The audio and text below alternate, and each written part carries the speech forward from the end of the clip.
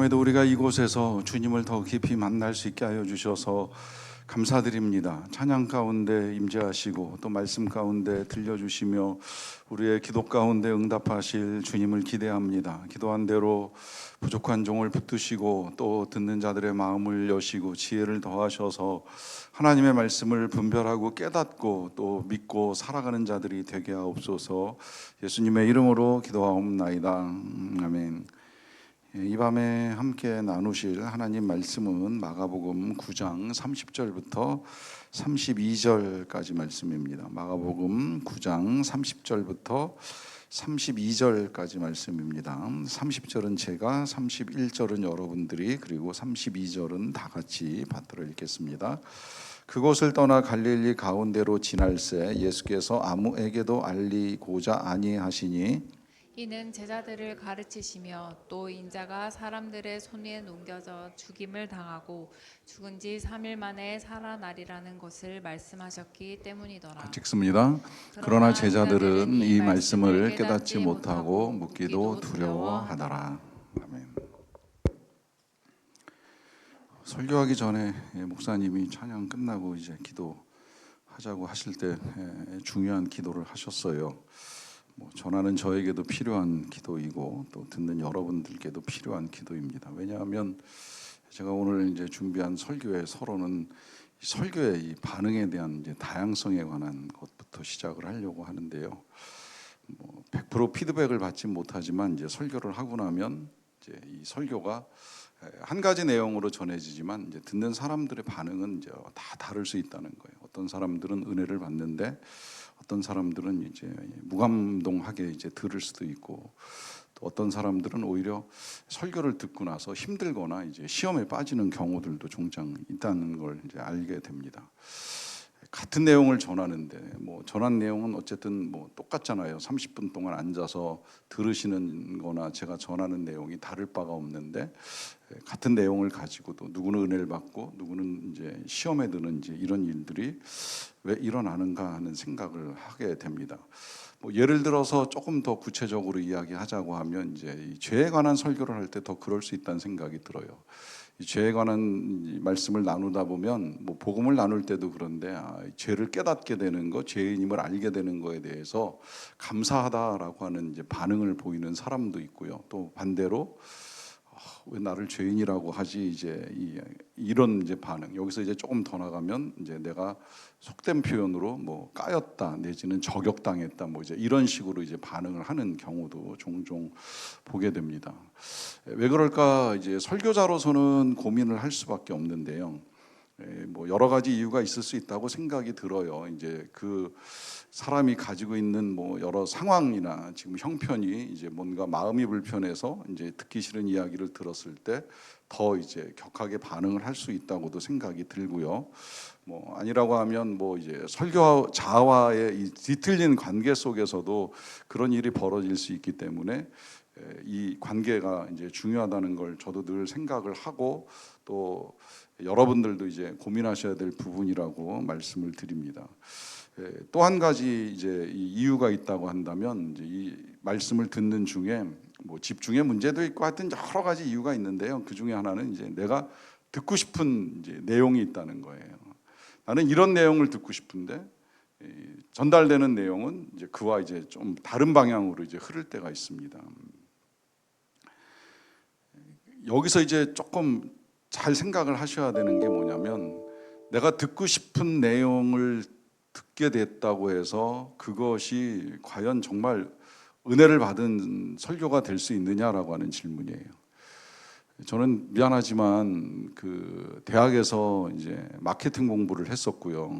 그리고 이 설교학을 따로 이제 석사로 다시 전공을 하면서 이 설교의 전달에 대한 연구를 이제 개인적으로 이제 많이 했어요. 그래서 교인들이 어떤 설교를 하면 좋아하는지를 알고는 있어요.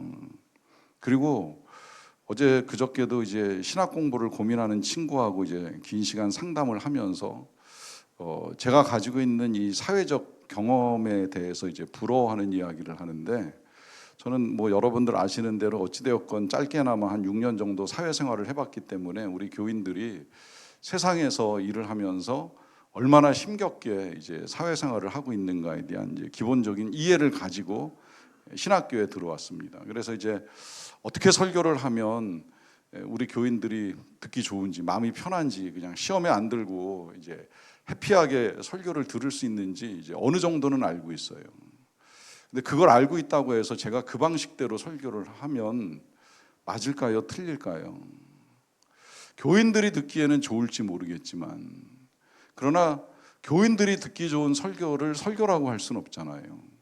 설교는 우리가 신학교에서 배울 때 아주 가장 압축된 표현으로 저희 신학교 교수님이 늘 강조하셨던 거, 성언 운반 일념, 하나님의 거룩한 말씀을 날라서 전달하는 그 한 가지 마음으로 설교를 하라. 전 그렇게 설교를 배운 사람입니다.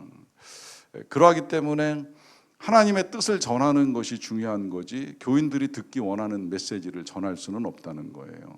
그러니까 이 신앙이라고 하는 것 자체가 그렇잖아요. 신앙은 내가 원하는 걸 이루어가는 게 신앙이 아니잖아요. 아니, 오히려 신앙은 내 뜻을 내려놓는 게 신앙이에요. 내 소원을 내려놓는 거예요. 내 욕심을 내려놓는 거예요. 내 마음, 내 감정 내려놓는 거예요. 주님 앞에서 그게 자기 부인이에요. 거기서부터 예수님을 따르는 첫걸음인 거예요. 그러고 주님을 따른다라고 했을 때는 내 뜻을 따라가는 게 아닙니다. 내 뜻을 따라 주님 따라오세요. 내가 이러한 일들을 이루어 가겠으니 여기 당신의 능력, 당신의 지혜를 입혀주세요, 얹어주세요가 아니잖아요. 내가 생각했던 그 모든 것들을 다 내려놓고 주님을 따라가겠습니다.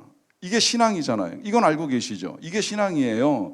그동안에 내 뜻대로 살아왔던 그 발걸음의 방향이 잘못된 걸 깨닫고, 이제부터는 좀 힘들고 괴로워도 십자가 지고 따르는 마음으로 예수님의 말씀과 예수님의 뜻에 순종하겠다라고 하는 것이 신앙이거든요.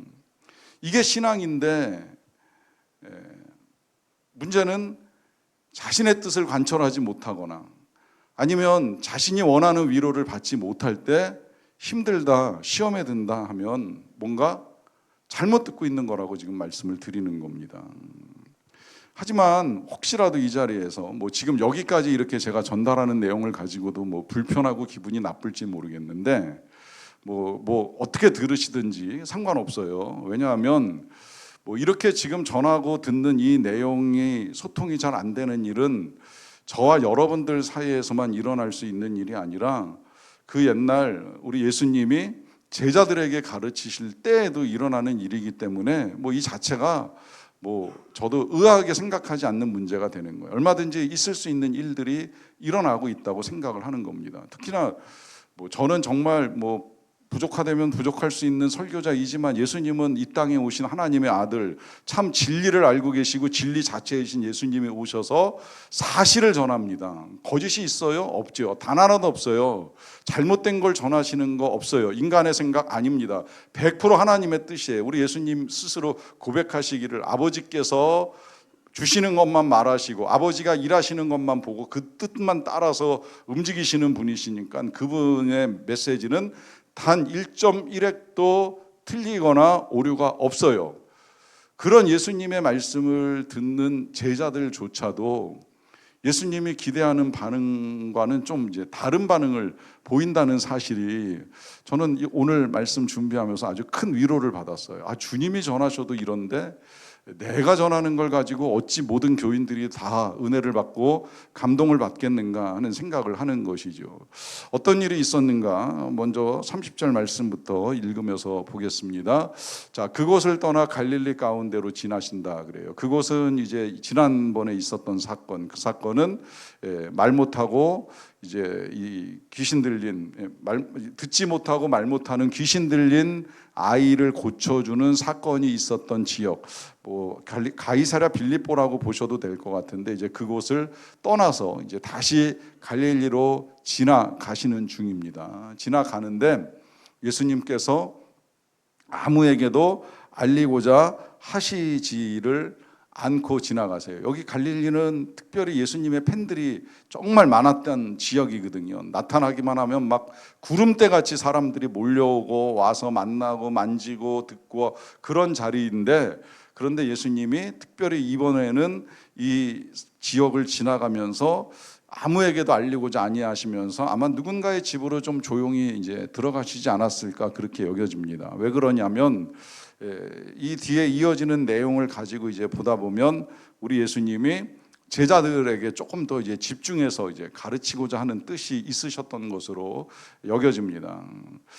왜냐하면 이 사역이라고 하는 걸 이제 저도 이제 다양하게 하다 보니까 이제 이 대중적으로 이렇게 이제 설교를 할 때가 있고요. 그리고 이제 소그룹으로 몇 사람을 만나서 뭐 이제 핵심 가치 훈련을 하거나 뭐 복음 나눔을 할 때가 있잖아요. 이렇게 하다 보면 이 대그룹 자체가 필요할 때가 있어요. 저는 개인적으로는 이제 대그룹 좋아해요. 이제 한꺼번에 많은 사람을 만날 수 있고 또 많으면 많을수록 같이 이제 찬양하고 같이 기도하고 같이 설교하는 데 있어서의 은혜가 훨씬 더 커요.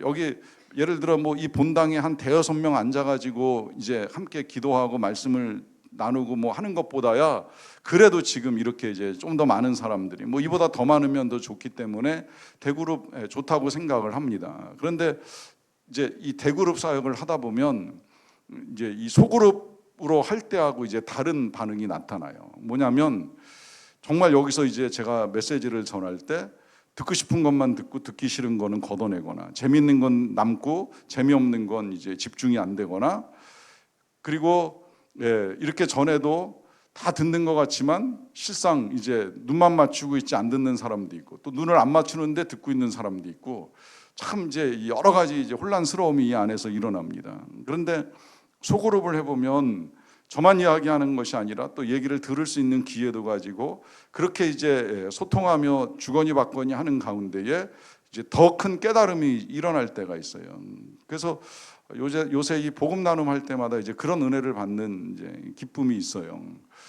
대그룹만이 아니라 소그룹에 집중해서 그 모여 있는 몇 사람에게 특별하게 이제 더 중요한 내용을 가르쳐야 할 때가 있죠. 그러니까 예수님도 산상수훈 저렇게 이제 전하실 때처럼 대그룹으로만 사람을 모아놓고 전하시는 것이 아니라 때로는 제자들만 따로 불러서 이렇게 이제 대화하고 가르치시는 시간을 갖게 됩니다. 이 타이밍이 지금 이제 그런 타이밍인 거예요. 오늘 제가 여러분들하고 나누는 내용으로부터 시작해서 앞으로 몇 주 동안 보는 거는 또 이제 예수님이 특별히 제자들에게 집중적으로 가르치기 위하여서 소그룹 사역을 이제 하고 계시는 거죠. 그만큼 중요하다는 말씀이고 이 중요한 내용이 전달되는 과정에 예수님이 전한 내용은 뭐고 그에 대한 제자들의 반응은 어떠했는가 하는 것을 이제 우리가 좀 봐야 되는데요. 핵심 내용은 한 절이에요. 31절 보겠습니다. 이는 이제 제자들을 가르치시며 이게 제가 지금 조금 전에 말씀드린 이 다른 사람들에게 알리지 아니하고 이제 제자들만 만나신 이유이고요.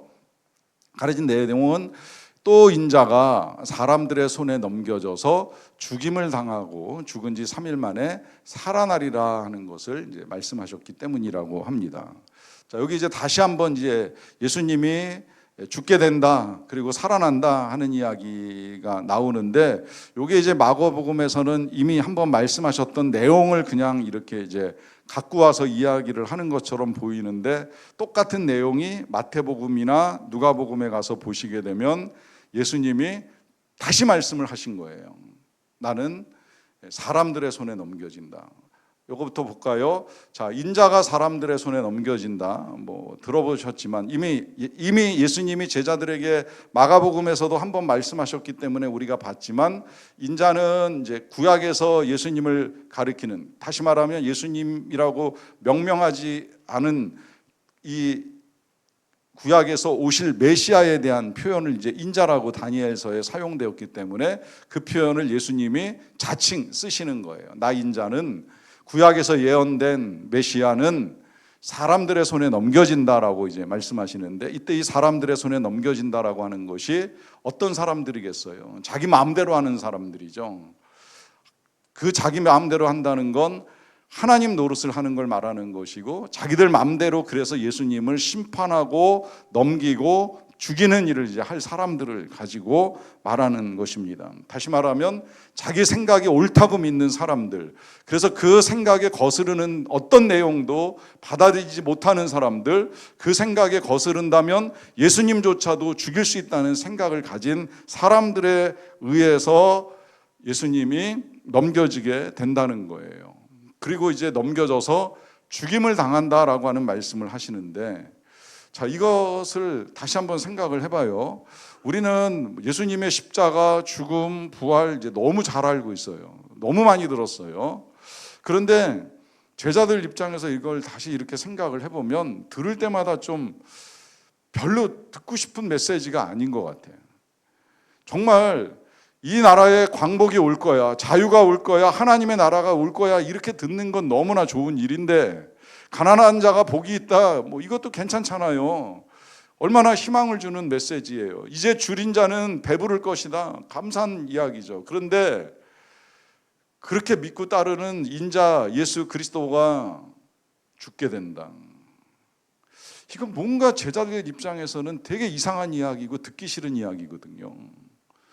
더군다나 자신이 죽는다는 사실을 알고 그 죽는다는 사실을 지금 알려주고 계시잖아요. 이게 이제 제자들 입장에서 참 받아들이기 힘든 이야기지만 그럴지라도 어쩔 수 없어요. 왜냐하면 예수님이 이 땅에 오신 이유 자체가 죽음이고 십자가이니까 예수님은 그 하나님의 뜻과 계획에 따라 분명하게 이제 전달을 하는 것입니다. 이 죽음을 통하여 우리의 모든 죄값이 다 치러지게 된다는 것까지 이제 우리는 알고 있는데, 그만큼 죄의 무게가 심각하다는 이야기예요. 그런 면에서 최근에 이 고린도전서 이제 묵상하면서 제가 오늘도 우리 교역자들하고 나눴는데, 이 우리가 값없이 받은 은혜라는 게 너무 귀하지만 그게 우리가 받을 때 값이 없는 거지, 하나님과 예수님은 엄청난 값을 치르신 거잖아요. 정말 큰 값을 치르고 우리를 구원하셨다는 사실, 여기서부터 이제 우리의 믿음이 시작되는 겁니다. 그 값을 치르기 위해 인자는 넘겨지고 죽게 된다라는 사실을 이제 말씀을 하시는 거고요.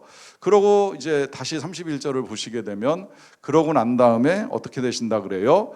죽은 지 3일 만에 살아나리라는 말씀을 하십니다. 자, 이게 이제 3일 만에라고 이제 번역이 되다 보니까 우리가, 저도 처음에 이야기할 때는 이 예수님의 부활이 이 금요일 날 돌아가셨는데 일요일 날 부활하시는 게 잘 계산이 안 됐는데, 정확히는 이제 3일째예요. 돌아가신 날 첫 번째, 토요일 이틀째, 그리고 이제 주일이 3일째가 돼서 3일째에 살아나리라 이렇게 번역이 되면 좀 좋았을 텐데, 3일 만에 그러니까 좀 이해하기 힘들었지만 어찌됐건 이제 죽었다가 살아난다라고 하는 말씀인데, 특별히 이 3일이라고 하는 표현이 이스라엘 백성들에게, 이 제자들에게 더 받아들여지기가 힘들었던 이유는, 그들은, 우리는 지금 이제 일반적으로 3일장, 좀 길면 4일장도 치르는데 그들은 보통 이틀장이면 끝납니다.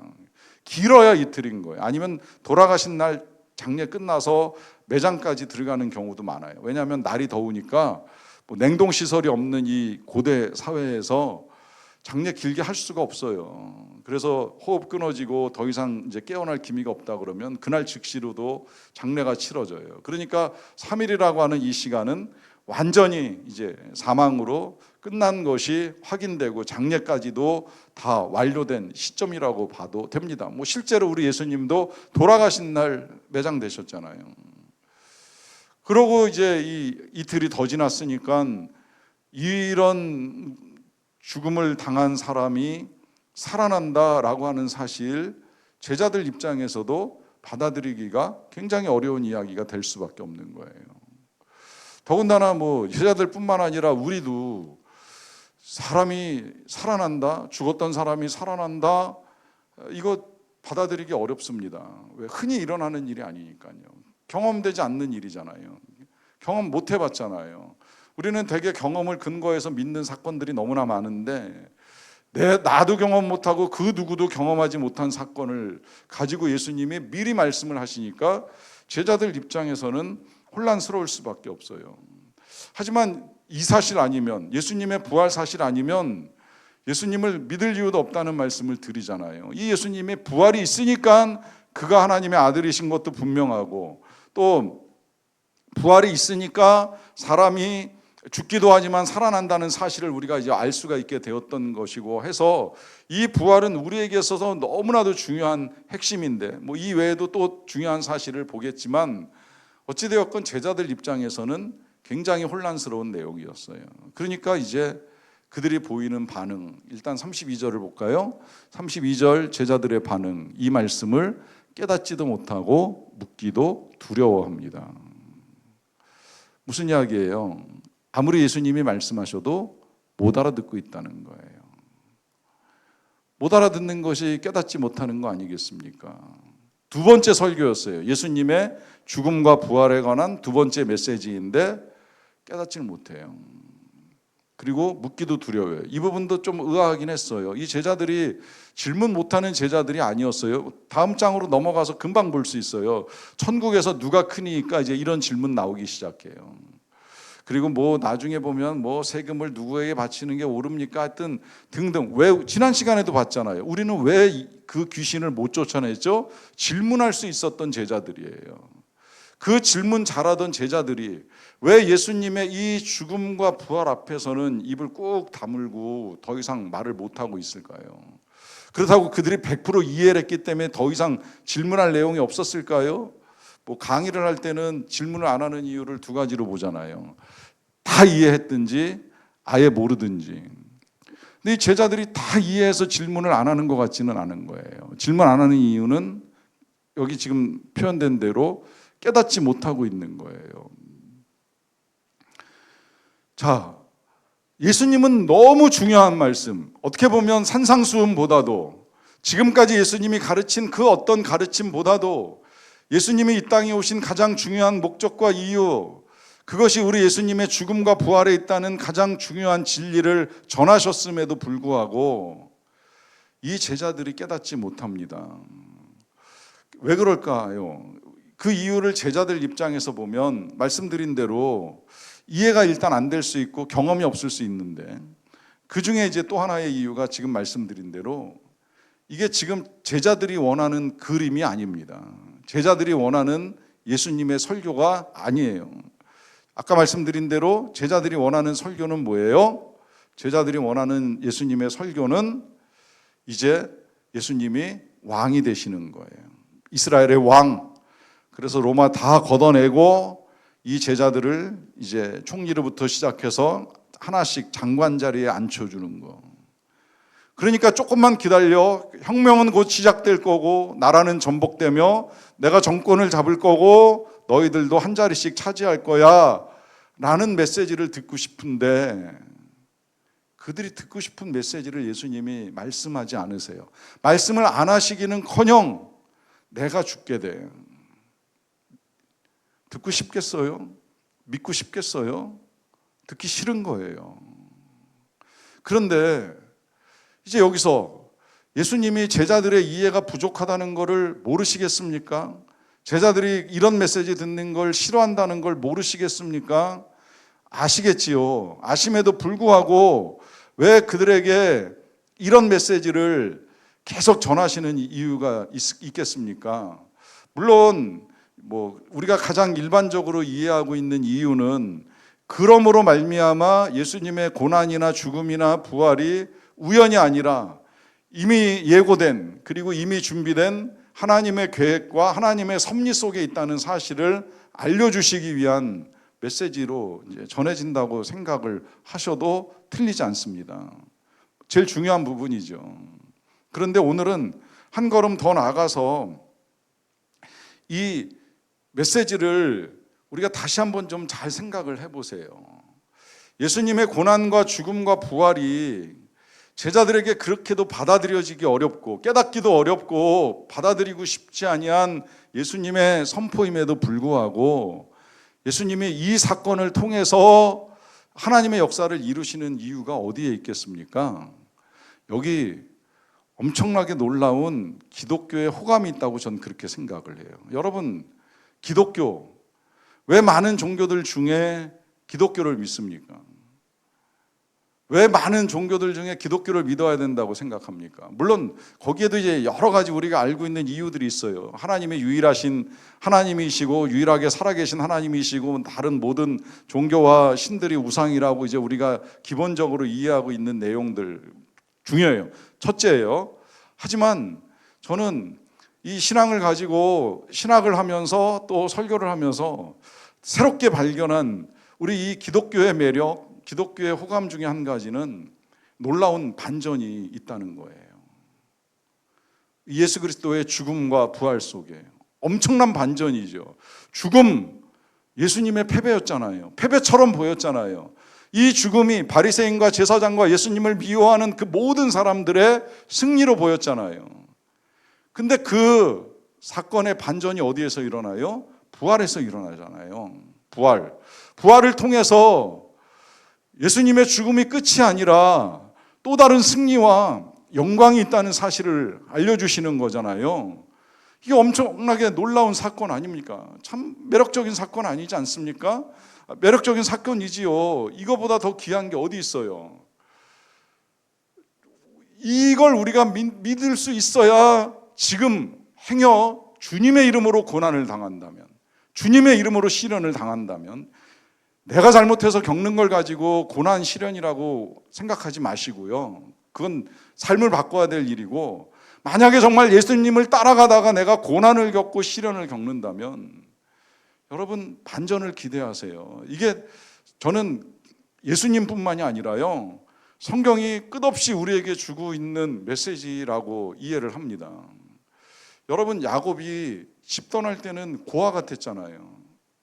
누가 그 곁에 있었습니까? 어머니가 따라갑니까? 아버지가 따라갑니까? 형이 따라갑니까? 따라가니까는 형은 죽이겠다고 했기 때문에 야곱은 고아처럼 집을 뛰쳐나와가지고 도망을 가요. 놀라운 반전이 일어나죠. 그런데 20년의 세월이 흐르고 난 다음에 그는 고아가 아니라 대가족의 가장으로 식소를 거느리고 다시 야복강을 건너와요. 엄청난 반전이에요. 형들에 의해서 팔려가던 요셉, 그야말로 고아처럼 팔려가가지고 남의 집에 노예로 살던 그 삶에 총리가 되는 반전 누가 기대했겠어요? 요셉도 그 형제들도 그 아버지 꿈도 못 꾸던 일들이에요. 요셉만 꿈꿨던 일인데 꿈꾸던 요셉조차도 자기의 인생이 이렇게까지 반전이 되리라 생각을 못했죠. 근데 놀라운 반전이 일어납니다. 저는 룻이라는 여인을 봐도 참 놀랍다는 생각이 드는 거예요. 그가 원래 고향이었던 모압 땅에서 베들레헴으로 이사해 올 때 이민 오는 거죠. 과부였잖아요. 과부 시어머니 모시고 오는, 얼마나 비참한 인생이에요. 남의 농토에 가가지고 추수하다 버린 이삭 주워 먹는 그런 비참한 여인이었어요.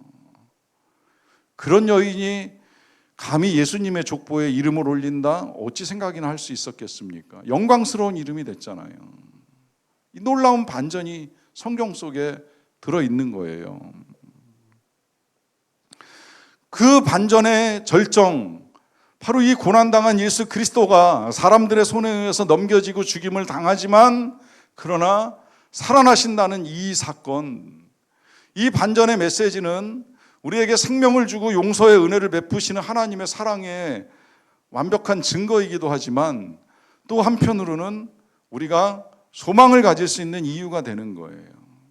지금 살아가는 나의 삶에 어떤 시련이 닥쳐오고 어떤 고난이 닥쳐오든지 내가 주님을 따라가다가 주님의 뜻을 이루어가기 위하여 살아가다가 억울하게 욕을 먹기도 하고 비참한 일을 겪기도 하면서 괴로운 일을 당하지만, 그러나 여러분, 그것이 여러분들의 삶의 전부라고 생각하지 마십시오. 반드시 반전이 일어납니다. 믿으시기 바랍니다. 우리는 그걸 소망하면서 기도하는 사람들 아닙니까? 예수 그리스도의 부활이라고 하는 놀라운 반전을 우리가 믿으면서 이제 우리의 삶에 일어나게 될 또 다른 하나님의 역사, 그 놀라운 사건을 소망하며 기도하는 사람들 아닙니까? 그러하기에 그 놀라운 일들을 이루실 하나님께 소망을 두시고 묵묵히 십자가를 지고 걸어갈 수 있는, 주님의 뜻에 순종하며 나아가는, 내 뜻이 아니라 하나님의 뜻이 이루어지기를 기도하는 저와 여러분들이 되시기를 간절히 축원합니다. 기도하겠습니다. 하나님 감사합니다. 오늘 우리가 걸어가는 이 길을 다시 돌아볼 수 있게 해주셔서 진심으로 감사합니다. 주님을 잘 따라가길 원합니다. 그 길이 고난의 길이든 희생의 길이든 한 걸음 한 걸음 믿음으로 잘 걸어나가는 우리 모두가 되기를 간절히 원합니다. 그래서 우리의 삶에 일으키시는 하나님의 그 놀라운 반전, 예수 그리스도께서 죽임을 당하셨지만 부활하시는 그 놀라운 사건이 우리의 삶에서도 이루어지는 것을 보게 하여 주시옵소서. 예수님의 이름으로 기도하옵나이다. 아멘. 함께 찬양하고 기도하겠습니다.